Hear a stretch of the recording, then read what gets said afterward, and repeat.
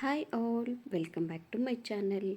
ಇವತ್ತಿನ ರೆಸಿಪಿ ಬಗ್ಗೆ ಹೇಳೋದಾದರೆ, ರೋಡ್ ಸೈಡಲ್ಲಿ ಮಾಡುವಂತಹ ಬೋಟಿ ಮಸಾಲನ ಯಾವ ರೀತಿಯಾಗಿ ನಾವು ಮನೆಯಲ್ಲೇ ಮಾಡೋದು ಅಂತ ನಾನು ಈ ವಿಡಿಯೋನಲ್ಲಿ ತಿಳಿಸ್ಕೊಡ್ತಿದ್ದೀನಿ. ಈ ರೆಸಿಪಿ ನಿಮಗೆ ತುಂಬಾ ಇಷ್ಟ ಆಗುತ್ತೆ. ಈಸಿಯಾಗಿ ಕೂಡ ನೀವು ಈ ರೆಸಿಪಿನ ಮಾಡ್ಕೊಬಹುದು. ಹಾಗಿದ್ರೆ ಬನ್ನಿ ರೆಸಿಪಿನ ಸ್ಟಾರ್ಟ್ ಮಾಡೋಣ. ಹಾಗೆಯೇ ಏನೆಲ್ಲ ಇಂಗ್ರೀಡಿಯೆಂಟ್ಸ್ ಬೇಕು ಅಂತ ನೋಡೋಣ.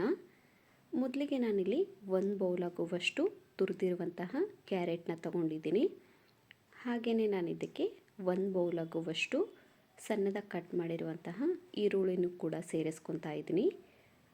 ನಂತರ ನಾನು ಇದಕ್ಕೆ ಸ್ವಲ್ಪ ಕೊತ್ತಂಬರಿ ಸೊಪ್ಪನ್ನು ಕೂಡ ಸೇರಿಸ್ಕೊತಾ ಇದ್ದೀನಿ. ನಂತರ ನಾನಿಲ್ಲಿ ಪೀನಟ್ ಮಸಾಲಾನ ಸೇರಿಸ್ಕೊತಾ ಇದ್ದೀನಿ. ಈ ರೆಸಿಪಿ ಬೇಕಾದರೆ ನಾನು ಆಲ್ರೆಡಿ ನನ್ನ ಚಾನಲಲ್ಲಿ ಅಪ್ಲೋಡ್ ಮಾಡಿದ್ದೀನಿ, ನೀವು ಬೇಕಾದರೆ ನೋಡಬಹುದು. ಹಾಗೆಯೇ ನಾನು ಇದಕ್ಕೆ 1-2 ಸ್ಪೂನ್ ಆಗುವಷ್ಟು ನಾನಿಲ್ಲಿ ಸ್ವೀಟ್ನ ಹಾಕ್ಕೊತಾ ಇದ್ದೀನಿ. ನಂತರ ನಾನು ಇದಕ್ಕೆ 1-2 ಸ್ಪೂನ್ ಆಗುವಷ್ಟು ನಾನಿಲ್ಲಿ ಪುದೀನ ಚಟ್ನಿ ಕೂಡ ಸೇರಿಸ್ಕೊತಾ ಇದ್ದೀನಿ. ಈ ರೆಸಿಪಿ ಬೇಕಾದರೆ ನೀವು ಕಮೆಂಟ್ ಮಾಡಬಹುದು. ನಂತರ ನಾನು ಇದಕ್ಕೆ ಸ್ವಲ್ಪ ಉಪ್ಪನ್ನು ಕೂಡ ಸೇರಿಸ್ಕೊತಾ ಇದ್ದೀನಿ. ನೀವು ಬೇಕಾದರೆ ಸ್ಕಿಪ್ ಕೂಡ ಮಾಡ್ಕೊಳ್ಳಿ. ಹಾಗೆಯೇ ನಾನು ಇದಕ್ಕೆ ಒಂದು ಅರ್ಧದಷ್ಟು ಕೊರಿಯಾಂಡರ್ ಪೌಡ್ರನ್ನ ಸೇರಿಸ್ಕೊತಾ ಇದ್ದೀನಿ. ಹಾಗೆಯೇ ಒಂದು ಅರ್ಧದಷ್ಟು ಗರಂ ಮಸಾಲ ಕೂಡ ನಾನಿಲ್ಲಿ ಸೇರಿಸ್ಕೊತಾ ಇದ್ದೀನಿ.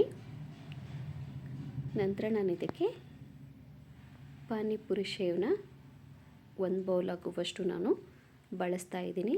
ಇವಾಗ ನಾವು ಇದಕ್ಕೆ ಚೆನ್ನಾಗಿ ಈ ಮಸಾಲೆನ ಮಿಕ್ಸ್ ಮಾಡ್ಕೊಬೇಕಾಗತ್ತೆ. ನೀಟಾಗಿ ಮಿಕ್ಸ್ ಮಾಡೋದ್ರಿಂದ ನಮಗೆ ಬೋಟಿ ಮಸಾಲ ತುಂಬ ಚೆನ್ನಾಗಿ ಬರುತ್ತೆ.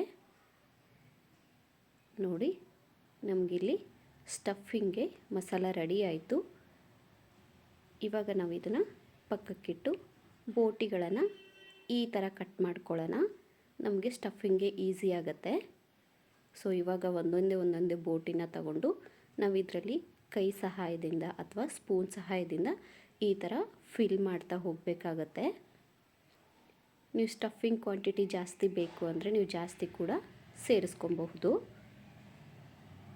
ಇವಾಗ ನಾನು ಇದಕ್ಕೆ ಮೇಲ್ಗಡೆ ಇನ್ನೂ ಸ್ವಲ್ಪ ಜಾಸ್ತಿ ರುಚಿ ಬರಲಿ ಅಂತ ಸ್ವಲ್ಪ ಪಾನಿಪುರಿ ಸೇವನ ಸೇರಿಸ್ಕೊತಾ ಇದ್ದೀನಿ. ಹಾಗೆಯೇ ನಾನು ಇದಕ್ಕೆ ಸ್ವಲ್ಪ ಮಾಡಿರುವಂತಹ ಜಾಗ್ರಿ ಸ್ವೀಟು ಮತ್ತು ಮಿಂಟ್ ಸ್ವೀಟ್ನು ಕೂಡ ಸೇರಿಸ್ಕೊತಾ ಇದ್ದೀನಿ. ನೀವು ಬೇಕಾದರೆ ಈ ಪಾರ್ಟ್ನ ಸ್ಕಿಪ್ ಕೂಡ ಮಾಡ್ಕೊಬಹುದು. ಸೊ ನೋಡಿ, ಇವಾಗ ನಾವಿಲ್ಲಿ ಬೋಟಿ ಮಸಾಲ ರೆಡಿ ಆಯಿತು. ಈಸಿಯಾಗಿ ಸರ್ವ್ ಕೂಡ ನಾವು ಮಾಡ್ಕೊಬಹುದು. ನೋಡಿದ್ರಲ್ಲ ಫ್ರೆಂಡ್ಸ್, ಎಷ್ಟೊಂದು ಈಸಿಯಾಗಿ ನಾವು ಬೋಟಿ ಮಸಾಲ ಮಾಡ್ಬೋದು ಅಂತ. ಹಾಗಿದ್ರೆ ಇವಾಗಲೇ ಹೋಗಿ ರೆಸಿಪಿನ ಟ್ರೈ ಮಾಡಿ. And thank you for watching.